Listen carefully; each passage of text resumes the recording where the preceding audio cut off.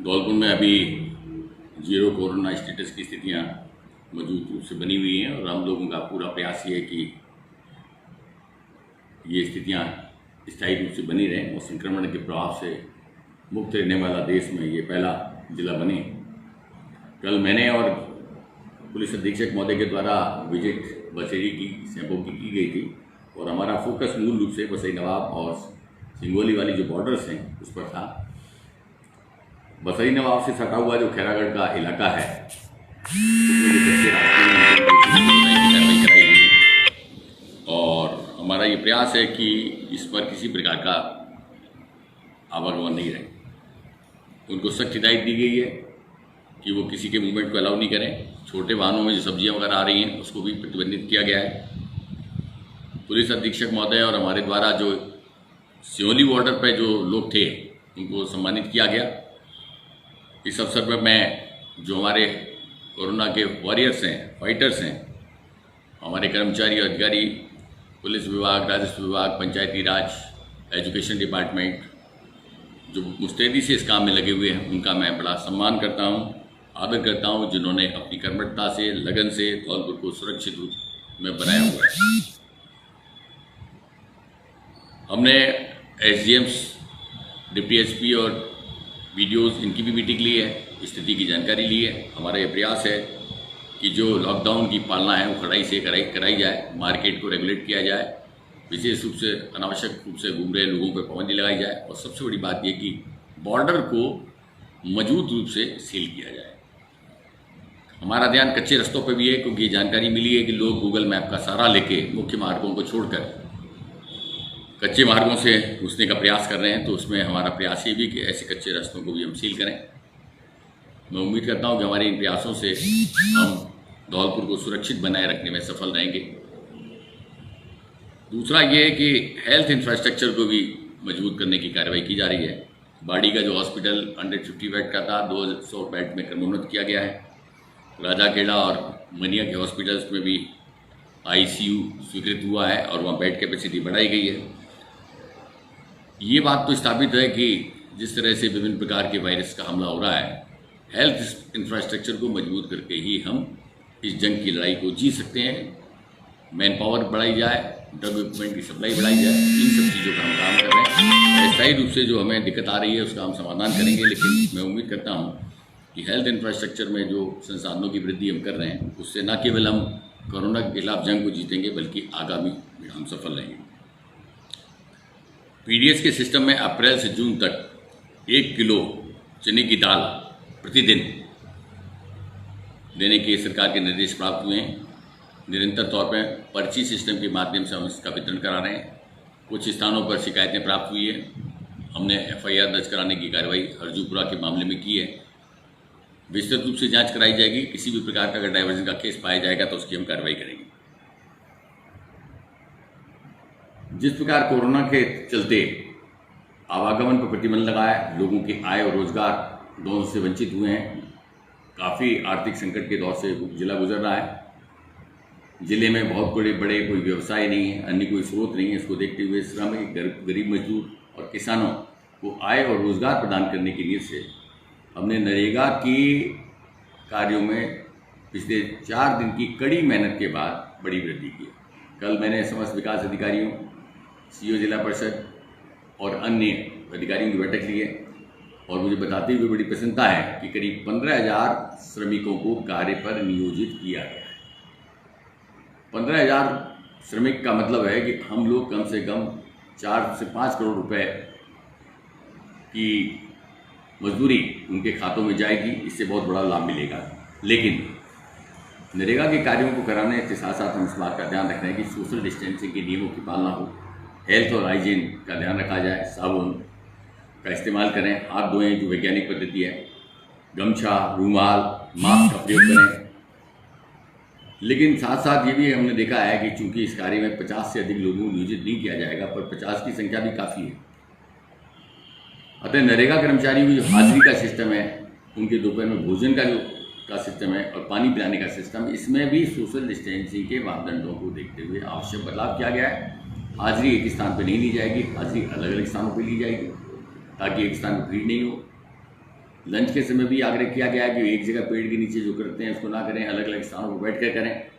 और पानी के लिए भी इस तरह का सिस्टम डेवलप किया गया कि 3-4 स्थानों पर मटके लगाए जाएंगे। और शुरुआती दौर में कार्य प्रारंभ करने से पहले ही उनको इस बार कोरोना के संकट की जानकारी भी दी जाएगी, ऐसी एक्टिविटी की जाएगी, प्रचार प्रसार किया जाएगा कि ये क्या तो संकट है, उसका क्या समाधान है। हम लोगों ने ये भी तय किया है कि जब कार्य आरंभ करेंगे तो एक वर्क प्लान बनाएंगे, कार्य योजना बनाएंगे, जिसमें कि लोगों को बताएंगे कि उनको किस आदमी को कहाँ कहाँ काम करना है। ज़्यादातर काम पोखर खुदाई के और सड़क से संबंधित हैं, जिसमें लंबी दूरियां हैं। तो मैं उम्मीद करता हूं कि उनको ये बताया जाएगा कि एक कम से कम 1-1 मीटर की दूरी पे एक मजदूर संयोजित हो, ताकि दिक्कत ना हो। पर जिसमें गहराई में खुदाई करनी है उसमें हम 1 से अधिक संख्या 2 या 3 रखेंगे, ताकि जो भी मिट्टी खुदे उसको एक मजदूर मान लीजिए ऊपर ले जाना है तो दूसरा मजदूर उसको ले जा सके। हमने ये भी डायरेक्शन दिए कि इसमें सर्दी जुकाम खांसी बुखार से पीड़ित किसी आदमी को श्रमिक के रूप में संयोजित नहीं किया जाए। ज़्यादातर काम हम कच्चे काम करा रहे हैं, श्रम प्रदान काम कर रहे हैं। उसका मकसद ये है कि लोगों को तत्काल आय मिले और इस संकट के दौर से जो गुजर रहे हैं उससे वो मुक्त हो सकें। इसी प्रकार स्वच्छ भारत मिशन के कार्य पर भी बहुत जोर दिया जा रहा है। पिछले 3 दिनों से लगातार बैठकों का आयोजन हो रहा है। मुझे बड़ी बताते हुए प्रसन्नता है कि विकास अधिकारियों के महोदय के स्तर पर भी निरंतर बैठकें ली गई हैं। करीब 10,000 अपूर्ण कार्य हैं जिनको पूर्ण कराया जाएगा। पर उससे भी महत्वपूर्ण बात है कि 7,000 शौचालय ऐसे हैं जो निर्मित हो चुके थे और लॉकडाउन के कारण जिनका काम भुगतान का काम रुक गया था। कुछ दिक्कतें आई कि फोटोग्राफी की दुकानें बंद हैं, फ़ोटो की हार्ड कॉपी उसके साथ लगाना आवश्यक होता है कंप्लीशन सर्टिफिकेट के साथ। मैंने दुकान खुलवाने के आदेश दिए कि फ़ोटो की दुकानें खुलवाई जाएँ। एक दिक्कत ये आई कि मटेरियल सैनिटरी जो हमारी फिटिंग्स हैं, सीमेंट है, उपलब्ध नहीं है। उसकी दुकानें हमने खुलवाई, कोऑर्डिनेट कर लिया गया है स्थानीय प्रशासन से।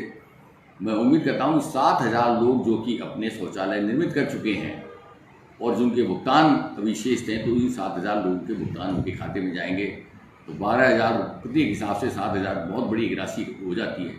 उसके बाद जो 10,000 के आसपास की संख्या में अपूर्ण है, उसके लिए जोरदार अभियान हम चला रहे हैं। लेकिन सभी से आग्रह हम ये कर रहे हैं कि अभियान की सफलता तभी तक है जब तक हम सामाजिक दूरी के नियमों को, धोने के नियमों को पालना करें, गमछा, रूमाल या मास्क से हम अपने मुंह को ढकें। तीसरा काम अभी हम लोगों ने ये किया है कि करीब 5 लाख मास्क बनाकर उनको वितरित करने की विस्तृत कार्य योजना बनाई गई थी। मुझे बताते हुए प्रसन्नता है कि हमने हाई पावर हमारी जो दर निर्धारण समिति है उसकी दर निर्धारित की है। तो इस सारा का सारा काम स्वयं सहायता समूह को दिया गया है। स्वयं सहायता समूह की महिलाओं के द्वारा फेस मास्क बनाए जाएंगे।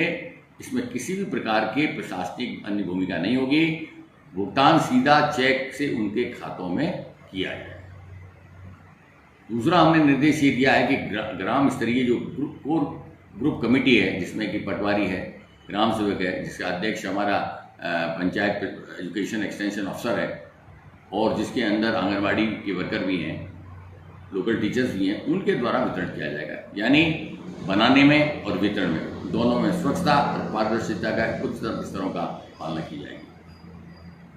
हमने ये निर्देश दिए हैं कि हमारी जो ग्राम निगरानी दल हैं, कोर ग्रुप के सदस्य हैं, हमारे जो ANM आंगनबाड़ी और आशा वर्कर्स हैं, जो ग्राम स्तरीय हमारी जो लोग हैं, उनको भी ये मास्क वितरित किए जाएँ। 50,000 रुपये प्रति पंचायत का हिसाब से सरकार से प्राप्त हुआ था।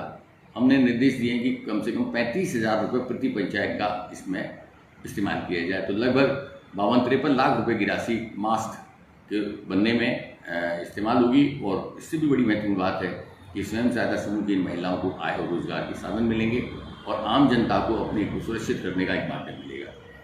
कुछ उपाय जो हमने अपनाए हैं, इसके अलावा मैं बताना चाहूँगा कि मास्क बनाने के जो काम है उससे न केवल उनको रोजगार मिलेगा और स्वच्छता मिलेगी, पर उनमें एक स्वावलंबन की एक भावना भी जागृत होगी। बसेड़ी का जो प्रकरण हुआ था, जिसमें आगरा में 3 लोग संक्रमित पाए गए, उसमें सीताराम नाम का व्यक्ति हिंगोता का रहने वाला था। कल हम लोग सिंगोली चेक पोस्ट पर गए, उन लोगों को हमने शाबाशी दी जिन्होंने कि 31 मार्च को उसको सामान्य रूप से उसने नहीं दिया। उस टाइम की जानकारी नहीं थी कि ये संक्रमण के प्रभाव में। हमने उसके परिवार के 7 व्यक्तियों को, जिसमें 3 छोटे छोटे बच्चे भी हैं, उनको हमने करवाया है। सैम्पलिंग और उनको हॉस्पिटल आइसोलेशन में रखा है। हमारा मकसद ये है कि जब हॉस्पिटल आइसोलेशन में रहेंगे तो रिपोर्ट आने के उपरांत ही उनको इंस्टीट्यूशनल क्वारंटीन या होम क्वारंटीन में भेजने का निर्णय लिया जाएगा। ये सब जनहित में है। मैं उम्मीद करता हूँ कि इन निर्णय की पालना कराई जाएगी, हम इस लॉकडाउन में सफल होंगे। मैं बच्चों से अनुरोध करना चाहूँगा कि ये लॉकडाउन का पीरियड उनके लिए बड़ा इम्पोर्टेंट है।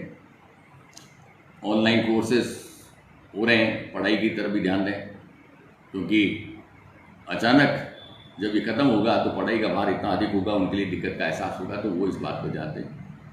3 मई तक ये लॉकडाउन चलेगा। जो छोटी छोटी समस्याएं आ रही हैं उनका हम निरंतर तौर पर समाधान कर रहे हैं और ये प्रयास कर रहे हैं कि लाहौल स्पीति जनता को किसी भी प्रकार की तकलीफ ना हो। शुक्रिया।